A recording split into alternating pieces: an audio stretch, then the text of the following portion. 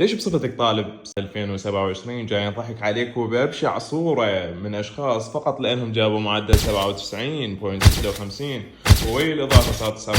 تتساءل ليش جاي ينزل لك 4 إلى 6 مقاطع كلهن تحفيز ونصائح شلون راح تقدر تجيب المية أو رحلتي من الخشب إلى الذهب؟ ليش ما تتساءل إنه هذول ليش جاي ينزلوا لك هالقد مقاطع بذريعة إنه أنا عندي الخبرة الكافية ولأني جايب 100 أو 99.56؟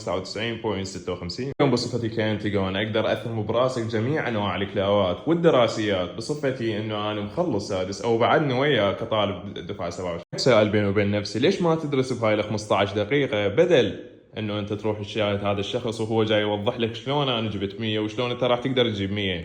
مو راح يكون افضل اذا درست بيها وحلت بيها الواجبات مال حيدر وليد؟ انت كطالب شنو اللي تسويه اذا فوقاتك عيب؟ انت او انتي طلاب، شو تسوون انتو الطلاب؟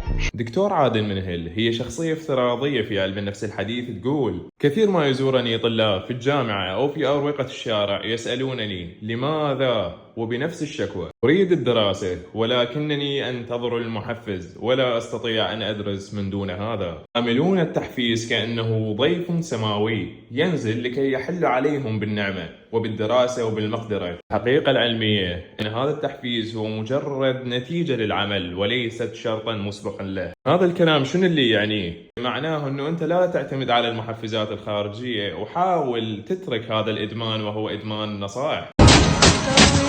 وبالنهاية صديقي أنا أحبك ومن حبي إليك جاي أنصحك تشوف أنك دكتور أو بيطري أو مهندس أو عامل فرن صمون أو أي اتجاه أنت تتمنى توصل له. أعتذر إذا جرحتك بأي كلمة، ولكن الموضوع كله يدور حول هاي الدائرة المغلقة واللي هي دائرة الالتزام.